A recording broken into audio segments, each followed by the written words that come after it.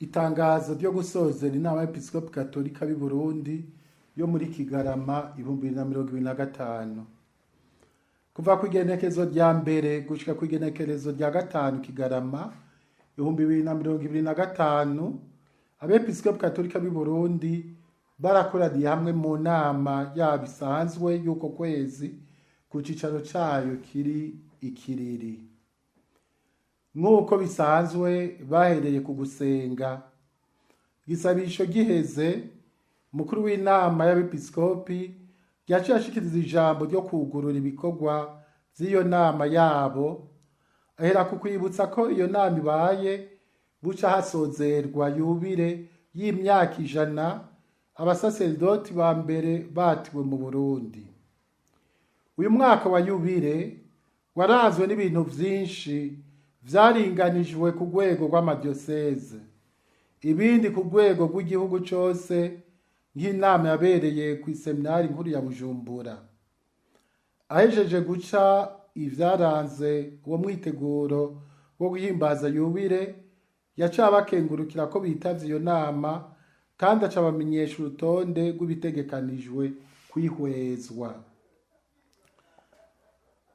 Ijambo ryo kugurura ibikorwa riheze, haciye hakurikirwa guhanahana amakuru yerekeye ubuzima n'ubutumwa bw'Ekleziya ku kirimba ca Papa no mu madioseze abo bepiskopi bashinzwe. Ayerekeye Ekleziya ku kirimba ca Papa yashikirijwe n'intumwa ya Papa mu Burundi. Uwo nawe yahereye ku gushikiriza bungere ikete ryavuye i Roma, ribaha umuhezagiro kandi ribaremesha mu butumwa bategekanije kwicarira muri iyo nama. Hanyuma intumwa ya Papa yaribukije ingendo zagizwe aha mu Burundi n'abakardinali babiri. Abo bashitsi b'iteka bakaba n'ubu bakenguruka igishika bakiranywe hano mu Burundi. Hanyuma maze gushikiriza ayo makuru, intumwa ya Papa mu Burundi yagarutse ku bintu bimwe bimwe vyerekeye Ekleziya iri Burundi, nk'icibutso ca Musenyeri Michael Courtine kiriko kiribakwa mu Minago muri diocese ya Bururi, hamwe n'ituro ryagenewe umuvyeyi wacu Papa ritangwa kwa 29 Ruheshi ku munsi mukuru w'abatumwa Petero na Paulo. Iyo ntumwa ya Papa ihejeje, abepiskopi nabo baciye bashikiriza ibikuru bikuru vyaranze ubuzima n'ubutumwa amadioseze yabo kuva aho baherukira kugira inama yabo isanzwe muri Ruheshi 2025.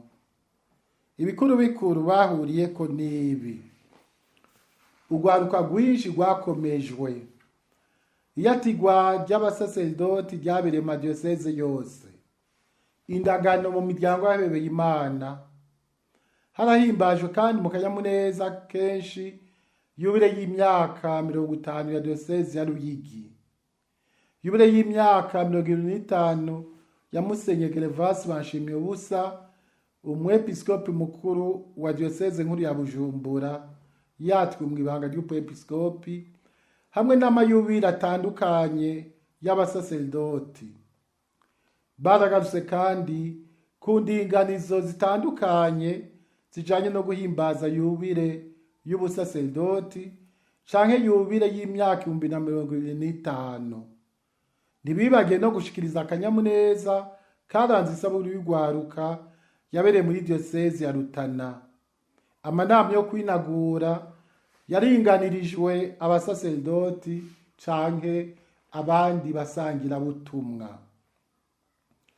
Abepiskopi barashikirije akanyamuneza kabaranze aho bakira bene icubahiro abakardinali batugendeye, ari naho isengero ya Paruwase Mugera yatewe iteka ikaja ku rutonde rw'amasengero ya Papa, Basilique Mineure.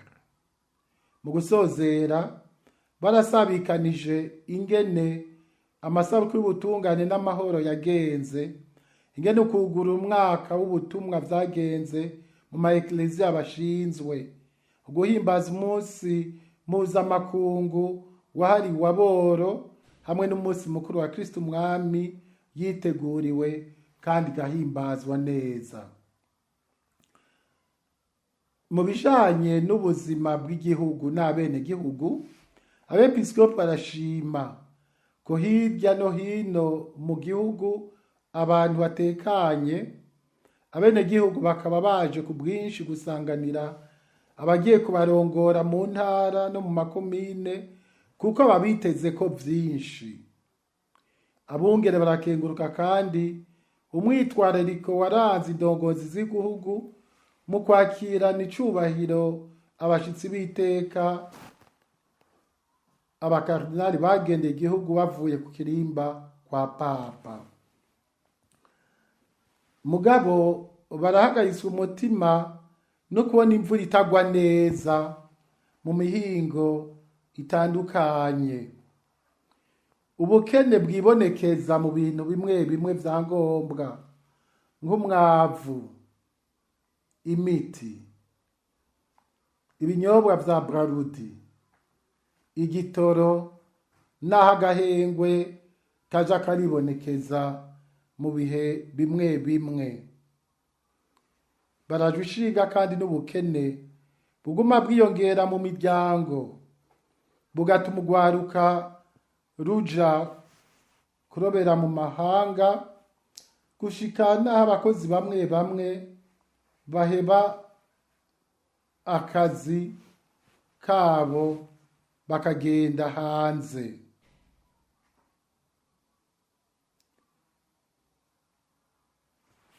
Bakabona rero yuko hakenewe ivyokorwa mu maguru masha. Bagaharitse umutima kandi no kumva hirya no hino hari ubwicanyi bushishikara. Bakabona ingene igisata c'indero naco nyene kizohava cisanga atabigisha, kuko tubona barungitswe ku bwinshi mu vy'intwaro kubona iyi ndinganizo nshasha y'intwaro. Bahejeje guhanahana amakuru yerekeye ubuzima n'ubutumwa vya Ekleziya n'ayerekeye ubuzima bw'igihugu, abungere bace batandukira ibindi bikorwa vyari bitekanijwe muri iyo nama. Ubwa mbere, inyigisho zigenewe gufasha kwitegurira ibanga ryo kubaka Rukristo. Igitabo kijanye n'intumbero z'inyigisho zotangwa kugira ngo zifashe kwitegurira ibanga ryo kubaka ingo Rukristo no kuziremesha, gifatiye ku ngorane n'impindagurika biguma vyibonekeza ku isi muri rusangi. Ayo mahindagu tubona hirya no hino adusaba ko tuguma tuzirikana inyigisho zitangwa mu kwitegurira isakramento yo kubaka Rukristo, kugira ngo igihugu c'Imana kigumane akanovera k'iryo sakramento. Inyigisho ziri muri ico gitabo zizofasha gushira mu ngiro mu bijanye n'ubutumwa ibiri mu gitabo ukubaka Rukristo, indinganizo n'amategeko ngenderwako, kasohowe n'inama y'abepiskopi mu mwaka w'2020. Ico gitabo kirimo inyigisho zizotanga intumbero nkenerwa kugira ngo inyigisho zijanye no kubaka Rukristo nizo kuremesha ingo n'imiryango zingengetere mu mitima y'abakristo. Abungere barihweje neza ibigane bigize ico gitabo, barabonye ko hakirimwo utuntu n'utundi two guhinyanyura neza, ariko tumaze guhinyanyurwa barasavye ko ico gitabo cohava kigasohorwa. Amategeko ngenderwako mu bisata bishasha vy'ivyigwa ndoramana. Abungere bacu barihweje bongera barahanahana ivyiyumviro bijanye n'iyo ndinganizo. Basanze hakirimwo ingingo zo kunoganza neza kugira ngo ayo mategeko ashobore gufasha neza mu gutunganya ubuzima bwa misi yose muri ivyo bisata. Barabonye kandi ko naho ivyo bisata vyagenewe kwakira bose, abitegurira ibanga ry'ubusaserdoti, abihebeye Imana baba abahungu canke abigeme, n'uwa Kristo uwo ari we wese arondera kunonosora ivyigwa ndoramana, impinga iracari ndende kugira ngo bishobore kwakira iyo migwi yose, kubera inyubakwa zimwe zimwe zitaraboneka kugira ngo bose bashobore kwiyumva. Abungere kandi basanze hakiriho amategeko ategerezwa gushigwaho kugira ngo amaseminari yabaye arahindara ivyo bisata n'ivyo bisata nyene bikorane neza no mu mwumvikano. Amategeko yerekeye imisa zo gusabira abantu n'ibintu. Muri rusangi, abungere barahanahanye ivyiyumviro ku vy'umugwi wari ujejwe gutegura izo ntumbero washikirije. Basanze ko kugira ngo izo ntumbero zishikwe mu ngiro, hazoba hatanzwe inyigisho zizofasha abasaserdoti n'abakristu gutegera akamaro n'indinganizo y'ibisabisho vyo gusabira abantu n'ibintu. Barasavye kandi ko hotangwa inyigisho kugira ngo twakire neza izo ntumbero nshasha. Bakaba basaba kandi ko wese azoba yasavye imisa asabiramwo abantu n'ibintu yo kwigora uyo munsi akaja muri iyo nkuka.